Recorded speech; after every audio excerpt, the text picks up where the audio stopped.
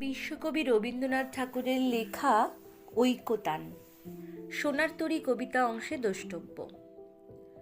বিপুলাই পৃথিবীর কতটুকু জানি, দেশে দেশে কত না নগর রাজধানী, মানুষের কত কীর্তি, কত নদী গিরি সিন্ধু মরু, কত না অজানা জীব, কত না অপরিচিত তরু রয়ে গেল অগোচরে। বিশাল বিশ্বের আয়োজন মনমোর জুড়ে থাকে অতি ক্ষুদ্র তারই এক কোণ। সেই ক্ষোভে পড়ি গ্রন্থ ভ্রমণ বৃত্তান্ত আছে যাহে, অক্ষয় উৎসাহে যেথা পাই চিত্রময়ী বর্ণনার বাণী কুড়াইয়া আনি।